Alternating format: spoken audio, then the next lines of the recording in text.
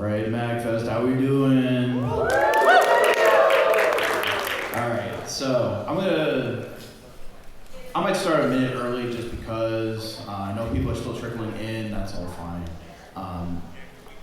Welcome to my panel, How Video Game Music Composers create their music. We'll start a little bit. I will say this, for anyone that read the guidebook and read my description, I'm sorry, Koji Kinda was a typo. I know his name is not written like kinda, that was my autocorrect, so I never bothered to check, so that's on me. I'll say that one thing. But I just want everyone to know that the guidebook took my typo.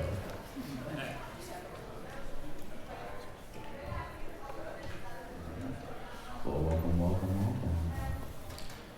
I'm having a great MAGFest. I hope you guys are too. I haven't been here in 2 years, so I'm really happy to see everybody out. And I think I'm having the best time of my life. Let me introduce myself. My name is Nick. Technically, my online alias is Word. Go by Wordman125. I'm on Blue Sky if you'd like to follow me on Blue Sky after if you really like my panel. I really appreciate it. I don't really post there too much. I do have a Twitter. I don't use it at all. And I have a YouTube, but I also don't really use that at all. So, going back to my title, How Video Game Composers Create Their Music. I had this idea a few months ago, actually, because lately I've been thinking about art. And I was thinking about how inspiration leads to art. And it was just interesting to me because I'm not really a fan of the word steal.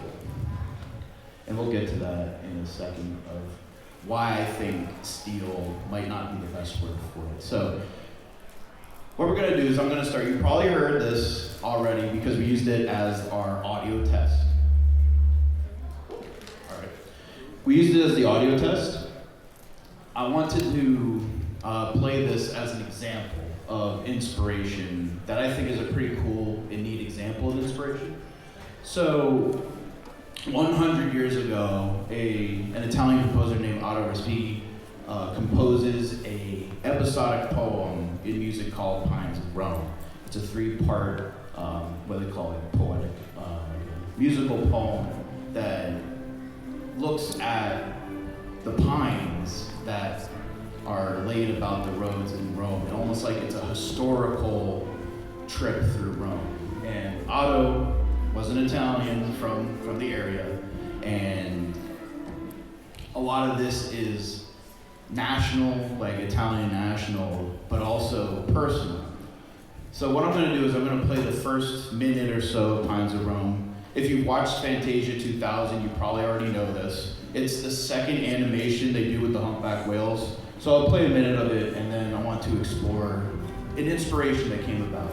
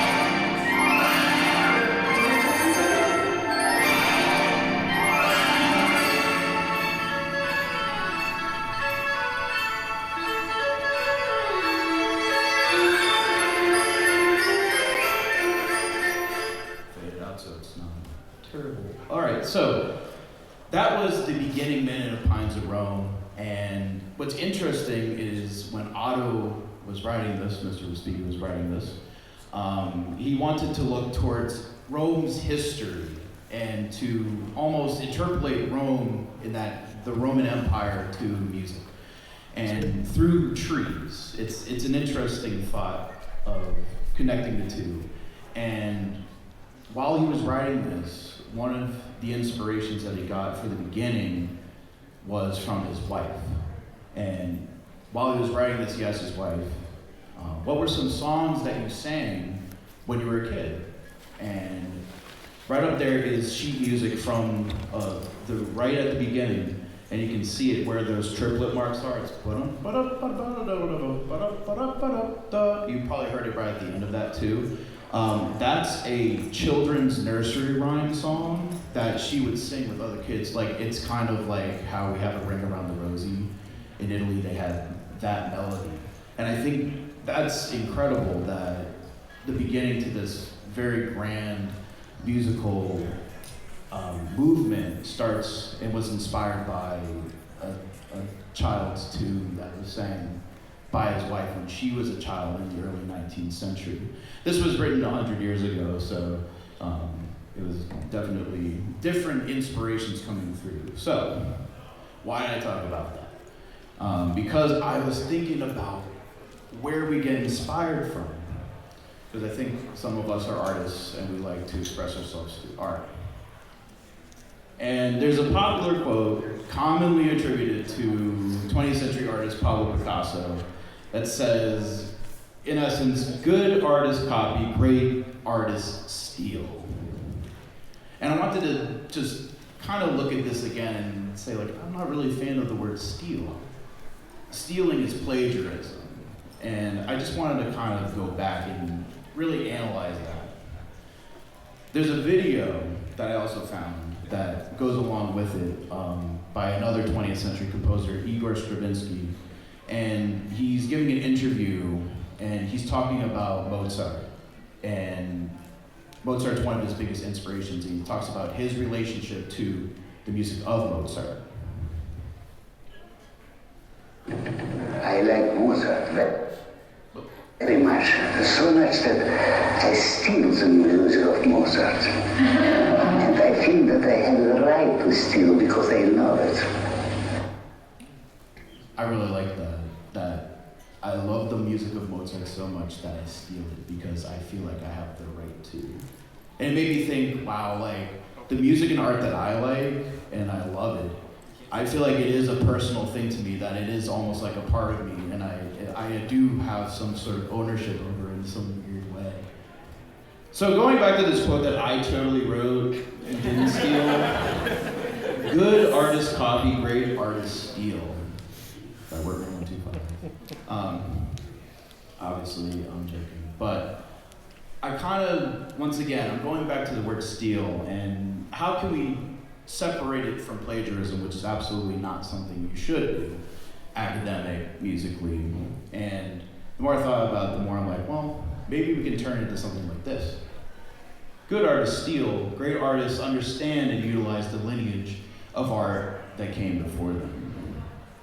And because of that, I wanted to go in and take a look at some examples of this through video game music. And there's so much that I really wish I could cover that I just don't really have the time to. So we're gonna look at basically 3 of the big examples that I could think of, and maybe you can take that and you can apply it to some of the stuff you like, right? So, anyone know who this is? Koji Kinda, all right. So I think we already know who this gentleman is. So this is Koji Kinda, who was one of the main composers in the 80s and 90s for Nintendo. And if you didn't know this already, he essentially created the Mario theme song, or the theme from Super Mario Brothers. You're probably already thinking about it right now. You're probably already hearing it in your head. It's almost ubiquitous. It's classic, right? And right over here, I wanted to just exemplify how much this man has done for the company since his hiring on. He started with golf in '85, right at the beginning of the NES, and right at the beginning of that. He composed the Zelda theme. He did Mario Bros. 1, 2, 3, including the Lost Levels, Doki Doki Panic, Mario World, Link to the Past, Yoshi's Island, Super Mario 64, and Ocarina of Time. These were all the games on the left side in that collage that he did all by himself. No other help from any other composers. He did that 100% himself. It wasn't until the 21st century that he was starting to get help from other composers at Nintendo. Mario Sunshine, he only contributed a few tunes. Mario Galaxy, he did Good Egg Galaxy, and I think one other one, it's slipping my mind, but he kind of laid back a little bit. He's done enough. But the DS New Super Mario Brothers, the main theme, he did, which is also almost like another classic. And I wanted to show this quote, because I think this is amazing. This is a quote he gave in an interview back in 2007. He said, "I found my way to Nintendo by looking at the school's job placement board. You're supposed to apply to many different companies, but I saw the Nintendo ad, and I had a love for making synthesizers and loved games, and thought, that's the place for me. I interviewed with one company, Nintendo, and that's where I've been ever since." This dude one-shotted working for Nintendo in 1983 and got it. Like, that's crazy. So, props to him. Like, that's crazy.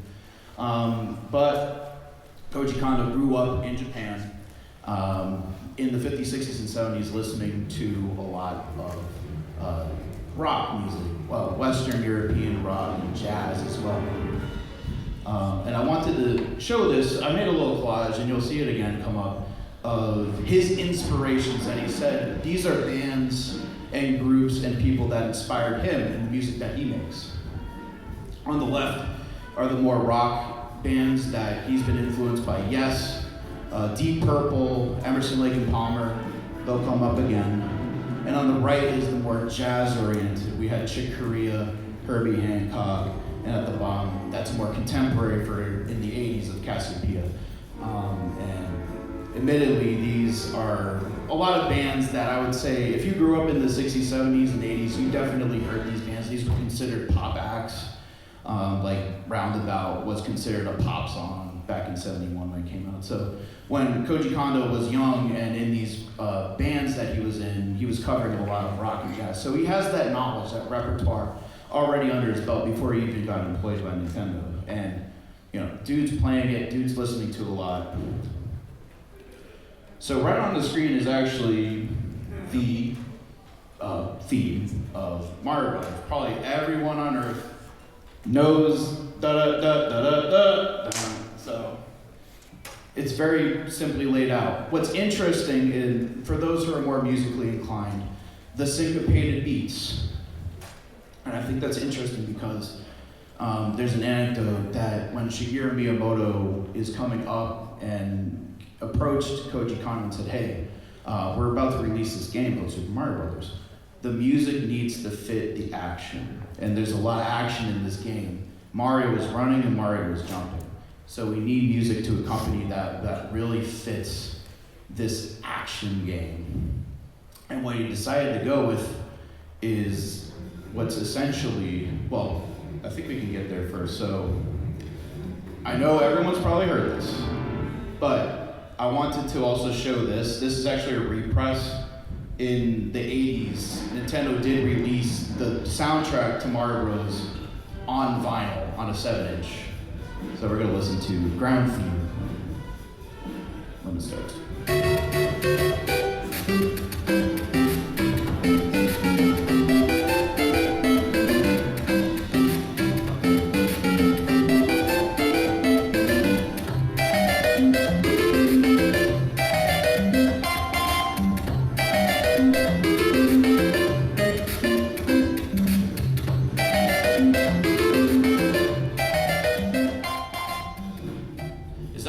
Is this anyone's first time hearing that song? No. All right. So we've all heard this before. I think it's very interesting that I think that's actually one of the first official video game releases. That's a repress from 2015, but it was released in 1985 in Japan.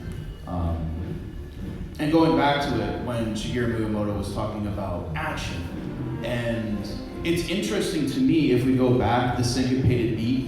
The syncopated rhythm comes from a lot of Latin music, Latin dance music, Caribbean music, and it's interesting that this is the direction that Koji Kinda went, because it's not like Calypso was pretty popular in Japan around this time, but it has a distinct flavor. It has that syncopated beat that you can definitely dance to. And, you know, he would have heard it around the time Harry Belafonte was one of the most popular acts of the early 60s. So to help exemplify this, I wanted to play a short clip of a calypso tune from the time, from the early 60s. It's called, when it pops up, it's called Carnival Rhapsody by Cecil Pitt and his orchestra. So let's hear a minute of it.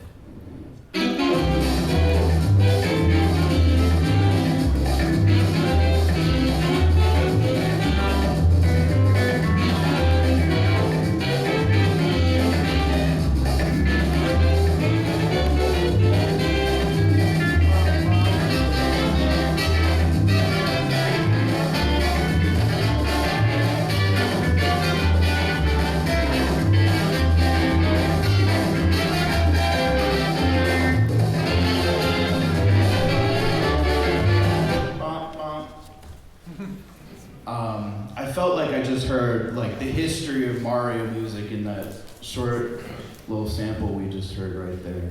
So once again, that's the rhythm. That's that action that we were going for. We had that driving rhythm and that syncopated beat that makes you want to dance, but makes you feel that sense of urgency almost. But from there, from the rhythm, then we go to the melody. And this is where we turn to another genre of music that Koji Kinda really likes, called jazz fusion. And jazz fusion, for those who don't know, is essentially a music genre that was really popular in like the late 20th century, that started in the 70s, that fused a lot of jazz and where experimental jazz with progressive rock and psychedelic rock around the time. It was really popular in the 70s in America, but still maintained relevance into the 80s in Japan.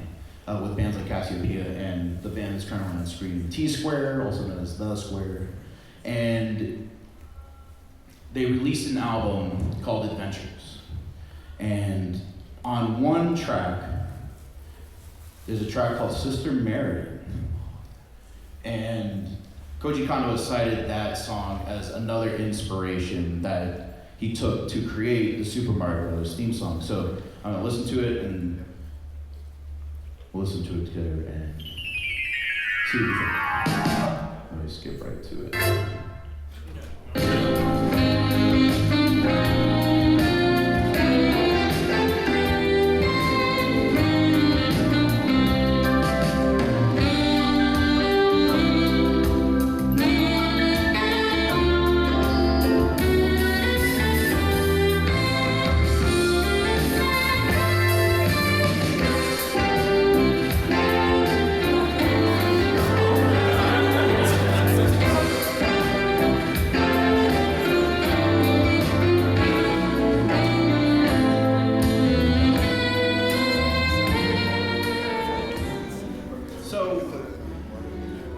Koji Kinda has since come out and said, yes, I was listening to a lot of T-Square around that time. It was a very contemporary band, and to me, that's awesome.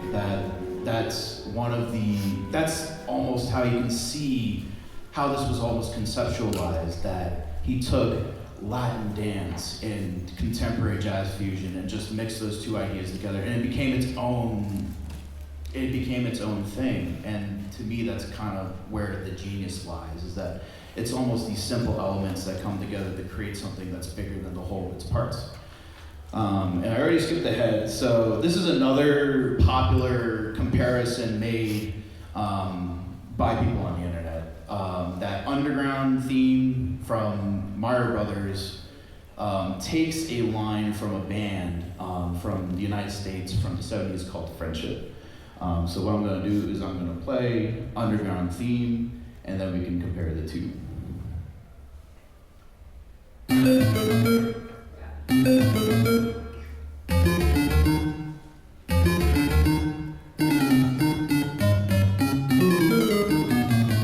That's it. That's the whole song. So, once again, Friendship is another jazz fusion band. They're American, so it's kind of a different flavor of jazz fusion, but the core elements are still there. And when you hear this, you might be surprised with how similar it sounds, but I want you to also think about how it sounds different. So let's take a listen. We'll listen to another minute or so, and then we'll go on from there. This is Don't Talk About It, or Don't Talk About It by Friendship.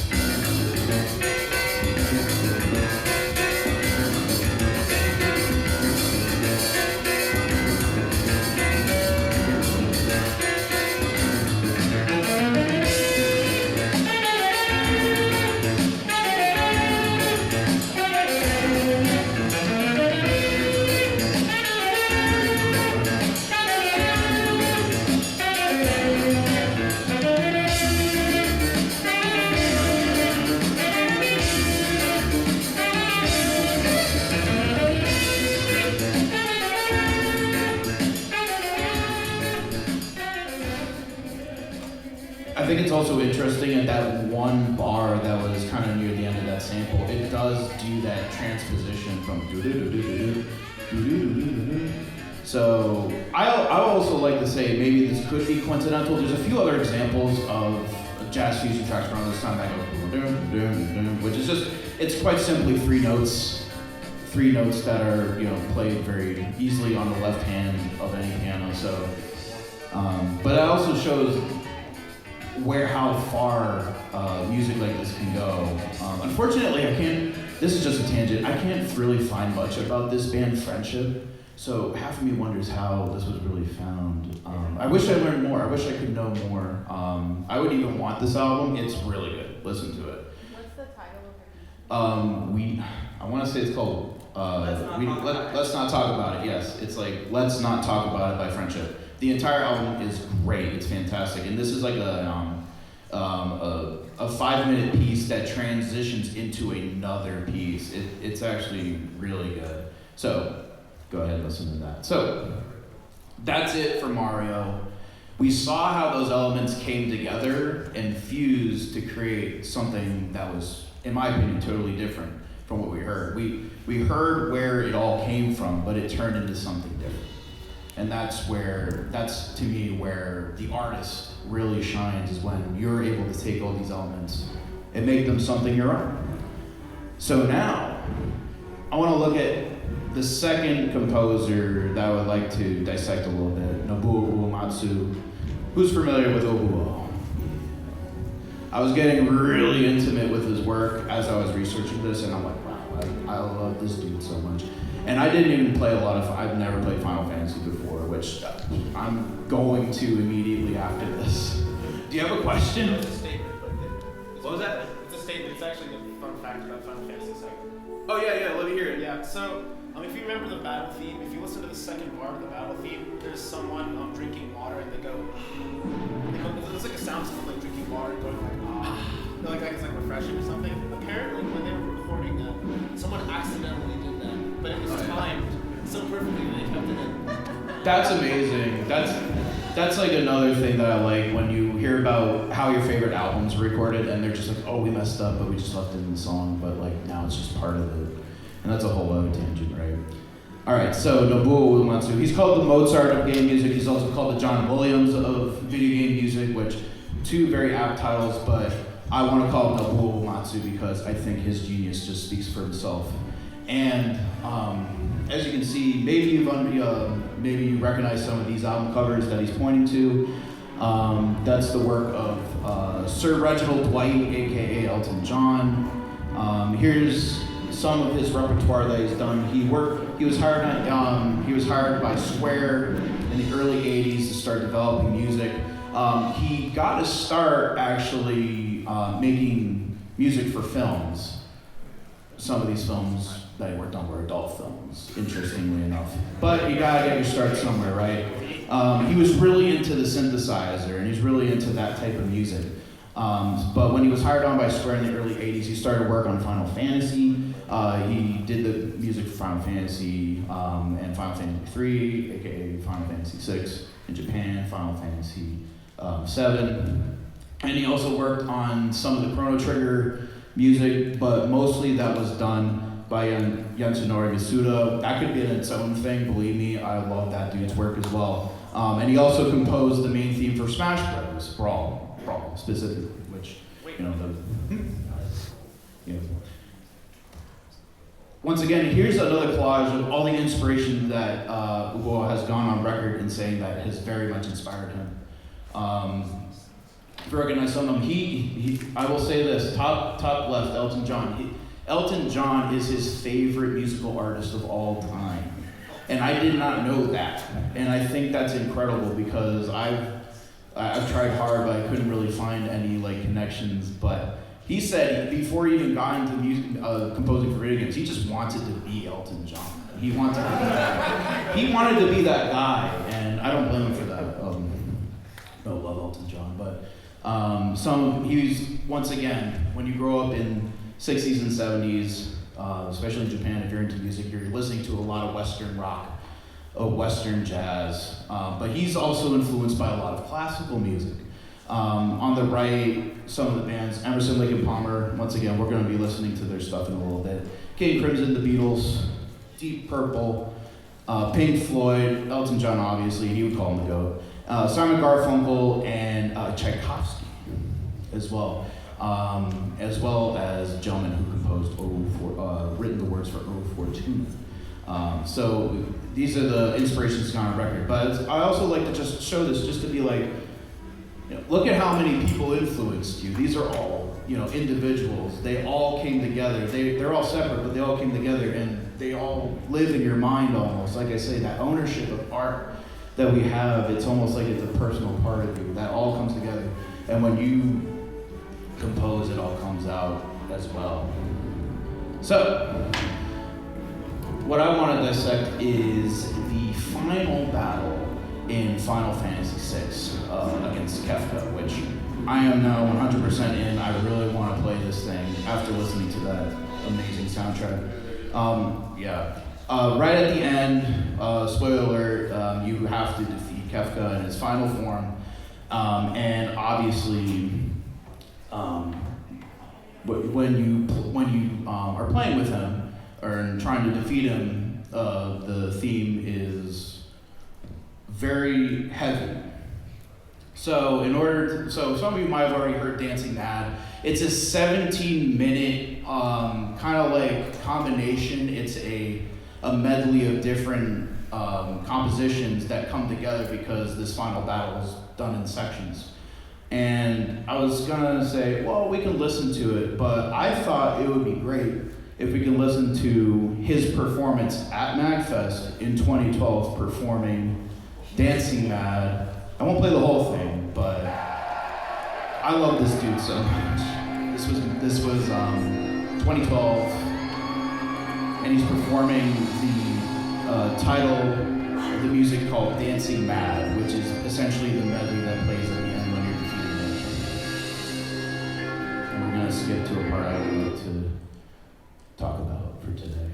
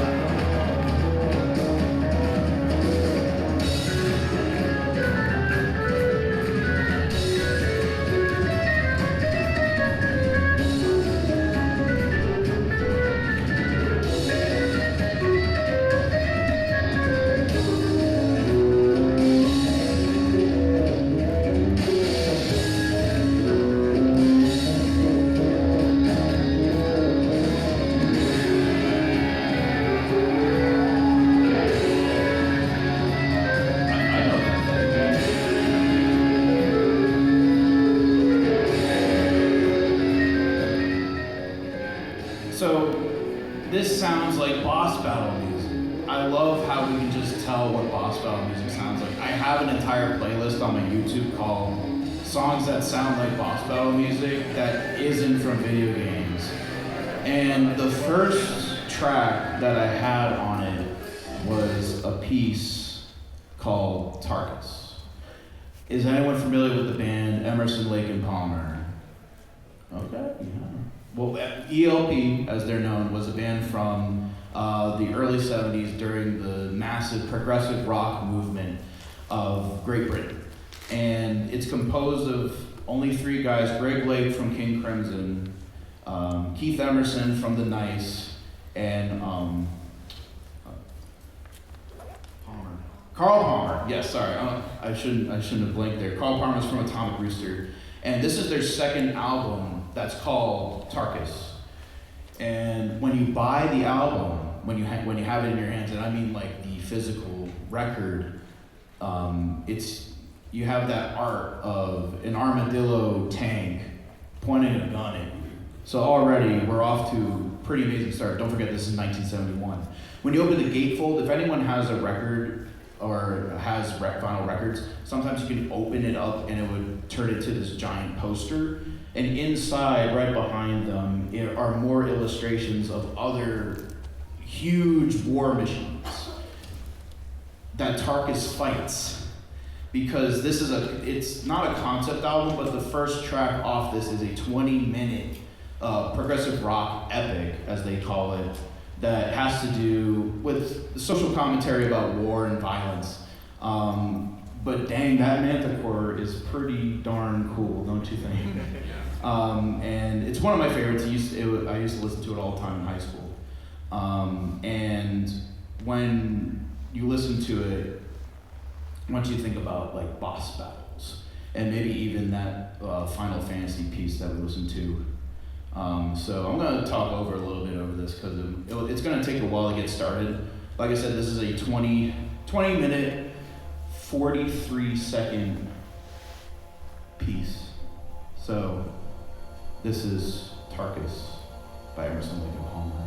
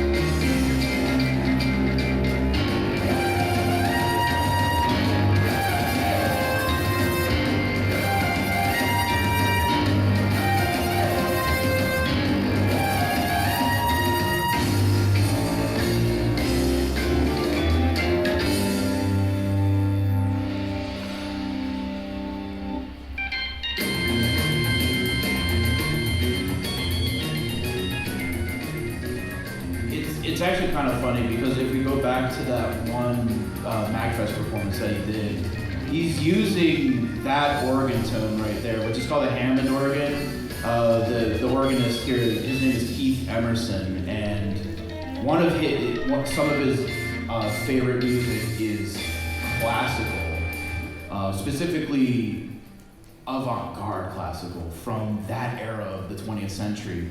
Bartók.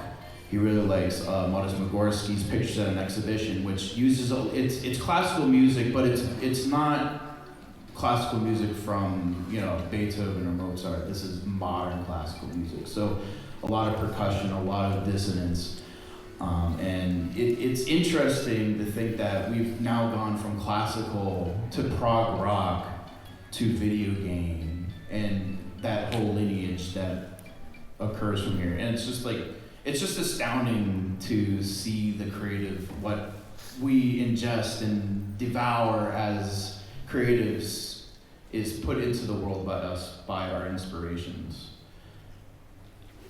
So, alright, so we already know where this is going.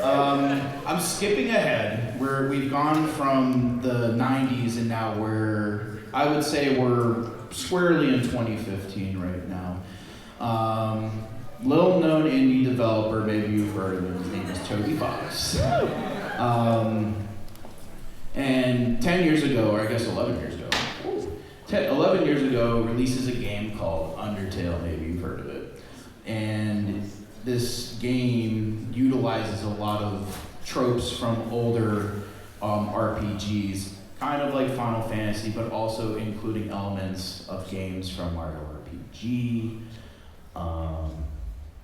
and just like or Earthbound and just other RPGs at the time.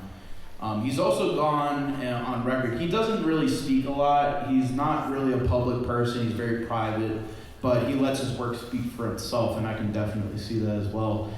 He gets lots of inspiration, because he also composes the music too, from those games that he played. So now we've almost come full circle. We're coming into a part where video game composers are now being influenced by other video game composers who have their own lineage, their own stories to tell.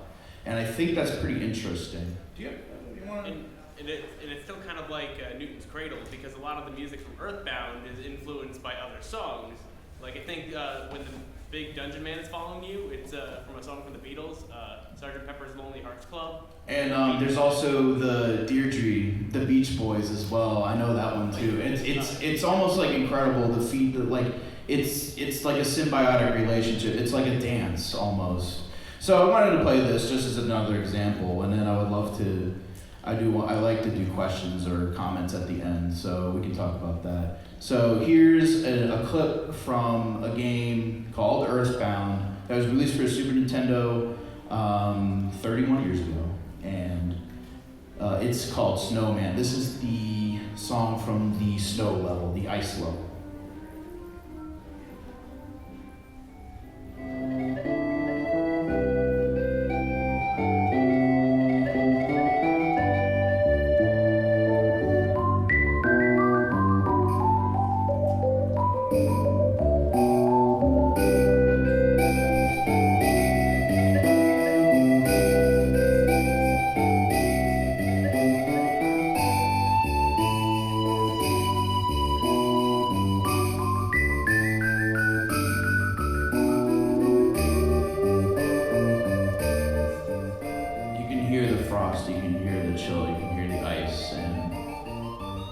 Unknown part from the Jingle Bells that also play in the background. Add Jingle Bells to anything, it turns into a Christmas song, right? So here's a clip from Undertale, and this is music that plays immediately after you get out of the ruins. After you defeat Toriel, who was considered the first boss of Undertale. So, and this is, you come out to this vast landscape of ice.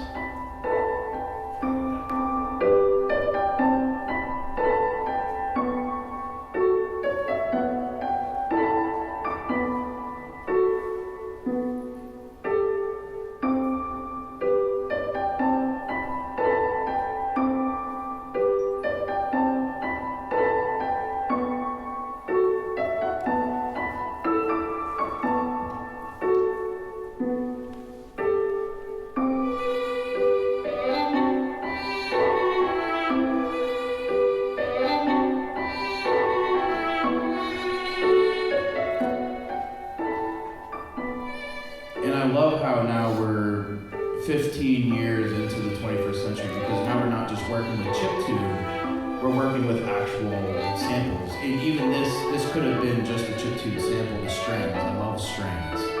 And it's amazing now we can see how far music reproduction has come, even that these Koji Kinda started by literally typing each note out into a computer, and now we have tools, we have DAWs, FL Studio, where we can just make music. And You can hear that. I love that. It sounds like just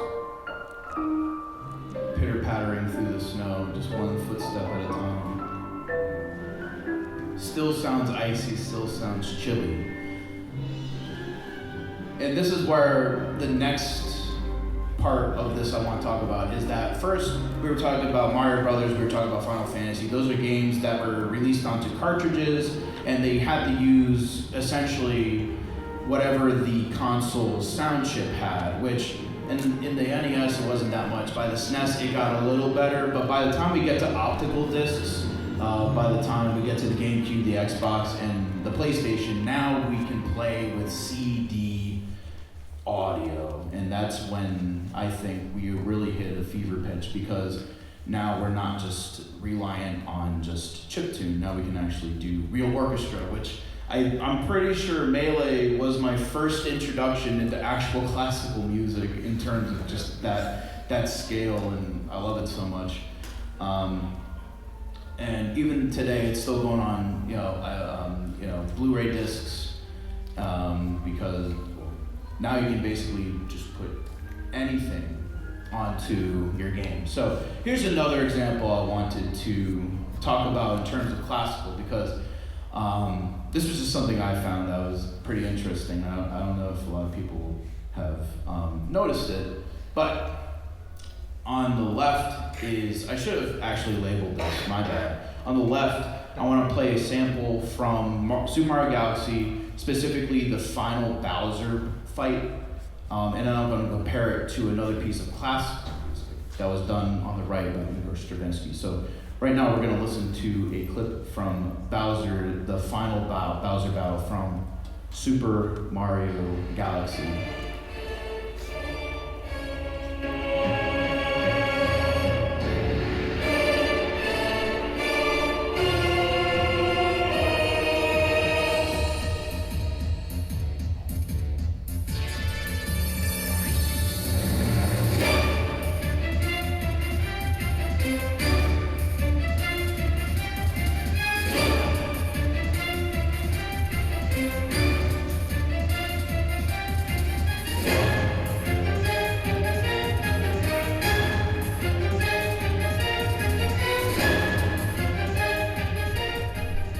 In this clip, we can basically hear an actual orchestra. They really did record this on an orchestra, as well as synthesizer sounds, digital sounds, and I really hope they put this in the movie.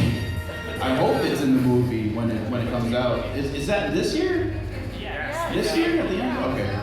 Okay, good. I'm really looking forward to the Mario Galaxy movie. So from there. This is a piece by Igor Stravinsky from 1919. It's called Firebird. This is specifically from the Firebird Suite.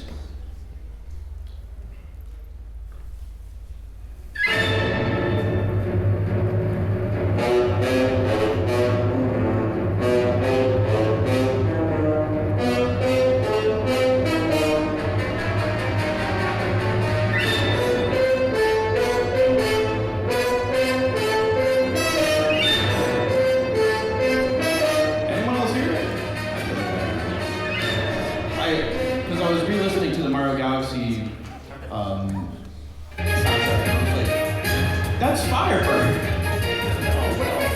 I guess I haven't really played Galaxy in a long time like that. Which, if you didn't know, that's basically one of the most sampled. It's called Orchestral Hit. If you know it, you'll. Yeah, so I saw a really cool video on that too, and that's a whole other can of worms, right? So it's just so crazy that now we can make any kind of music in video gaming, and it's just astounding that we have all this music now at our disposal.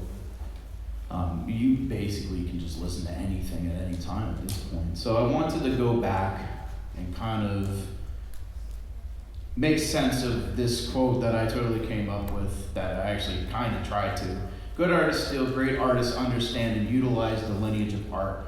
that came before them, because in my opinion, you're really nothing without your inspirations. No art exists in a vacuum, and I think this is so important to talk about nowadays, now that we have computer programs that can just make music or make art, and it's just important that we never lose sight of that one human element, that we are the ones who can create music, and we do it in a way that makes us uniquely human. And we understand, we have that life experience that in one part, influences what we do every day, but also influences the art we make, right? So, I think that was it. We still got 15 minutes. So, once again, I'll leave that up there. My name is Nick. I go by Word online.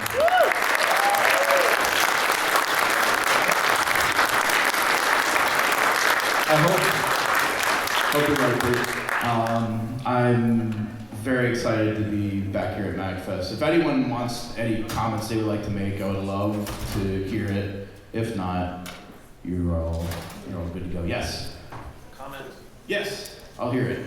No, that was my comment. Okay, great comment. Yeah. What would you say was the first instance you remember of you listening to a non-video game song, and when you listen, you realize, wait, this sounds exactly like something I've heard before? Yeah, that was basically me discovering all of progressive rock and figuring out, oh, that's from this. And that's also what I was thinking about, that we almost there's two paths, but they all came together as I was listening to it. Could you name something specific? Yeah, like Tarkus. Trying to think of something else. Have you ever heard? You've heard of the band Yes, right? Oh, okay. Well, there's another 20 minute song they have called "Close to the Edge," which also has kind of it's thematic almost, but I do think we take a lot of the music we have right now for granted, because maybe some of the time we don't really know necessarily where it came from. And it's just interesting to see the lineage of things and how they evolve, that, someone could have listened to an album in the 70s and it influenced game music that came out 20 years later, which also influences someone else. And I think that's the important part, right? I'm trying to really think of something, because I know exactly what you're talking about. I'm just I'm drawing blanks. That's fine. Yeah. Thank you, though. Yeah. I just want to say I was really tickled by hearing the song that inspired the original Mario theme, where it was like stop, stop, stop. Yeah. And how in kind of in the last decade or so, that music inspired by the Mario music has now come full circle back to full jazz ensembles playing Mario themes that now sounds more like that original thing. Well, yeah, to me that's kind of like Koji Kinda wanted that sound for Mario Brothers, composed it with the intention of this would be a full band ensemble, and we do have recordings of that. So once again, we can see that full circle element. And I love that when you hear it like that, you're like, oh my god, it makes so much sense. Yeah. With that kind of orchestration and style, and in Odyssey. When we've got Jump Up Superstar and they're working in past Mario themes into the songs, it just sounds so rich and modern, but it harkens back to 50 years ago. That's what I mean. That's why I'm I wish I had more than an hour to talk about this stuff, but it's we could talk about this all day, really. I know you have your hand up. Yes, in orange.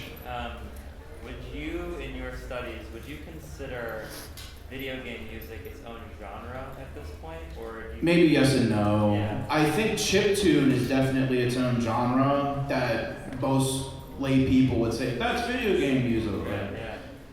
Yeah. But video game music could be, but also if you listen to Genshin Impact's soundtrack, it's the most beautiful music I've ever heard in my entire life. Opening titles. I'm astounded by Genshin Impact. I'm not a fan of the game, but gosh darn, that musical track is genius. It's incredible. Yes. That's interesting because I went to a panel at Kineticon earlier this year, and someone actually did an in-depth analysis of all the different nations in Genshin and their composing, how the music was inspired. Each nation was just relative like composers from whatever area they were trying to theme. Like for example, like the area that's modeled after China was inspired by Chinese composers. Yeah. Malm, that was after like England and Germany was after English and German composers. And like one of the biggest things I'm going to be very disappointed about is they use Rimsky-Korsakov in the nation that's supposed to be Russia. Oh yeah. Well, that just goes to show, like, man, now I really gotta start diving deep. I'm just like listening to it. I'm just like, man, this stuff's good. All right, I think we got time for a few more. Yes, I saw your hand too earlier. Yes. I fell down a rabbit hole of this recently. I just wanted to. I'm gonna use your probably more familiar than I am. Honestly. The band Cassiopeia. It's like a Japanese fusion, started in the '70s. Yep. I feel like they really are like an important missing link in like the Japanese video game music sound. Yeah. Quote, because you listen to their songs and they predated, video games. Yes. And you listen to their songs and it's like, oh, this sounds like blank. This sounds like, Yeah. The one that always rings out to me is Bridge Zone, the first Sonic game, sounds so similar to their song Step Daughter. But there's a ton of examples like that of just like you listen to Cassiopeia and you're like, It's there. You tickle here in my ear. I've heard this. It's a prototype. You hear that and you go, wow, it's almost like they're getting there, right? And that's interesting that you bring it up, that like the jazz fusion artists were like influencing this, because I've heard, I'm not too sure how true it is, but some members of T Square worked on Mario Kart World's soundtrack. So once again, that's another instance of things coming full circle. I'm not too sure if that's true. I only saw it like here and there in a YouTube comment, but it's also on the Wikipedia that some members of T Square worked on Mario Kart World, which I will listen to that one a lot. That is crazy. I don't have a Switch 2, but I'm tempted to get it. Yes. I want to say two things. I don't know if you listen to like hip hop, but like the opposite direction. Yeah. Like so many tracks are influenced by games. Like for example, Chrono Trigger's Shala theme is a Wiz Khalifa track. Yeah. So it's a really good song. Yeah. So I like how that's influenced. Oh, go ahead.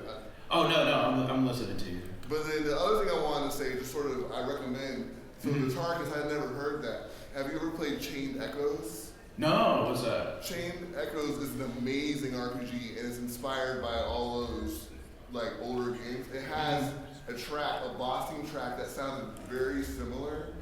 And I almost want to go up and show you how amazing it is. I'd love to hear it. Okay, wait, hold on. What's it called? Okay, so the game is called Chained Echoes, and the track is, I want to say, the whole game has amazing music. I'm always looking for Rex, so if you want to give I me think some it's called Rex. Never Forget Our Promise. So Never Forget Our Promise?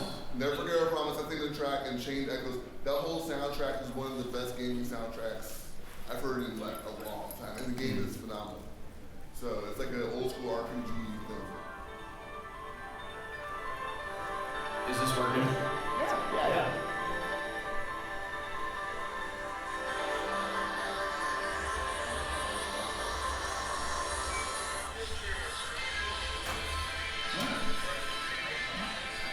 This is it, right? I don't know if you can hear it.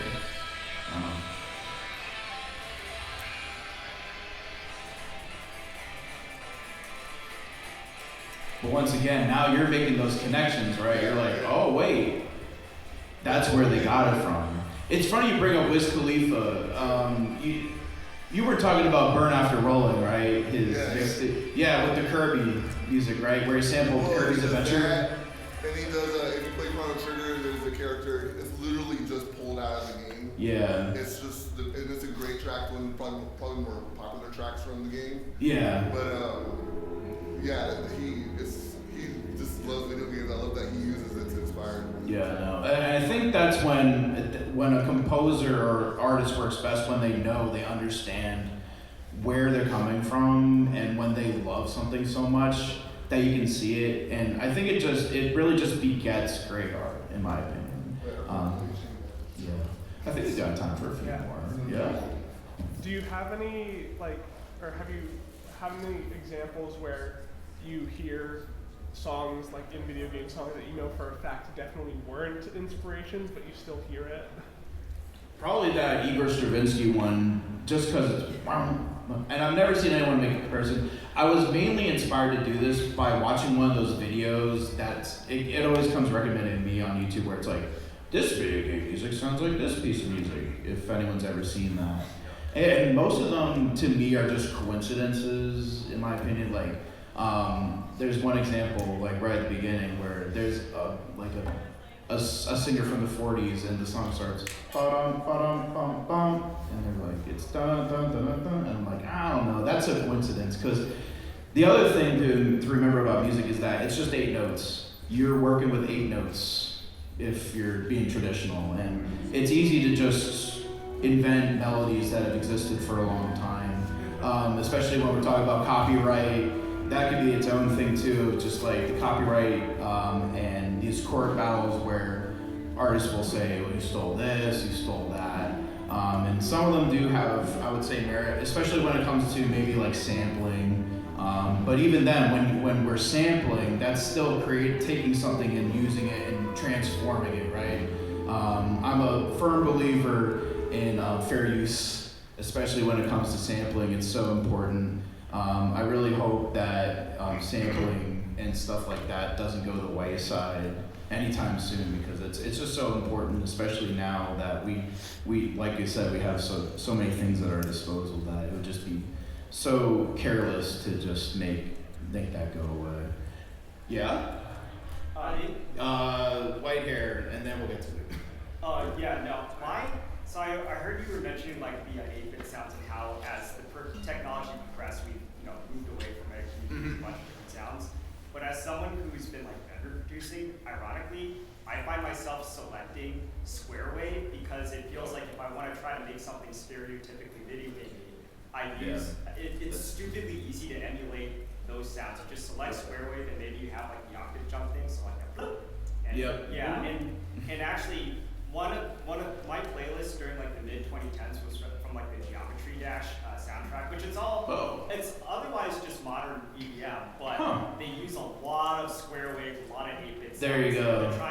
They're trying to make this sound like this is stereotypical video game music, but it's also modern. Like everything else is made with modern synthesis. Yeah, and admittedly, I've never played the You said Geometry Dash? I never played that game myself.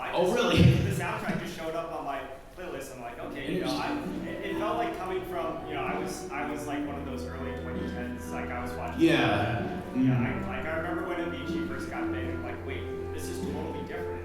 It feels like that kind of. It's hard. It's like that mashup where it's like, wait, well, this is obviously modern music. Oh yeah. But it's like it's that easy to make something. Now I will say, I think to go a little further though, I also had a guy show up. I think his name's Tokyo Machine. I think he's been here at MAGFest before. Oh yeah. I had a DJ set here once. And the thing about his music and his style of writing, it feels like he's using a lot of the same kind of mode change. I don't want to get into the theory too much. Yeah. But if you know how like the Mario overworld theme, it's like when you get to the end, it's major and then A flat major, which is borrowed from the minor scale.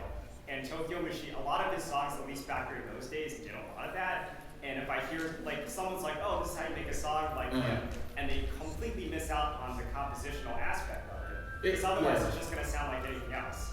Yeah, and that could have been a good chance to kind of be like, I'm making a slight reference to so I think I know what you're talking about. That does that though. A lot of Final Fantasy, when I was playing with WMDSO, did that kind of mode change. It's like I've actually played. I feel like if I were to Happy Birthday some bar folks, we would just go like before we hit the end, we just jump from the C major chord to that A flat major chord, and then C, and then of course that's back to the major, and it's like the weird sort of I'm trying to make something unnaturally happier than it should be. Yeah. In another life, I'm a music composer. I went to school for English, so in another life, I would have definitely went to music school. I know how to play some music, but like, man, I wish I knew how to compose like that. I wish I knew music terms like that sometimes. And I think we got time for one more. Red shirt. Just a quick comment. Thinking about the idea of like the legacy of it and where we started and they took inspiration from, and the fact that, you know, Sabrina Carpenter's Espresso, inspiration from Zelda's melody or lullaby, Zelda's lullaby. So it's like thinking about that line, like from Espresso back to, did the person who worked on Zelda work on Ocarina? Or like his first songs? Koji Kinda on Kinda? the list. Which Koji Kinda? Yeah. I have no idea if he did. Well, that line would be really interesting, kinda. But that's not a digital thought. Show me that when we're done. I want to hear what you're talking about because I have no idea. All right, I think we are now at 5:29. Does anyone have like a 10-second thing to say before I leave? Yes. I got here late. Is this recorded? Is it going to be posted somewhere? I sure hope so. Yeah, my other panel is from 2 years ago, so yeah, it should be up here. So sorry you had to miss it. It was my fault.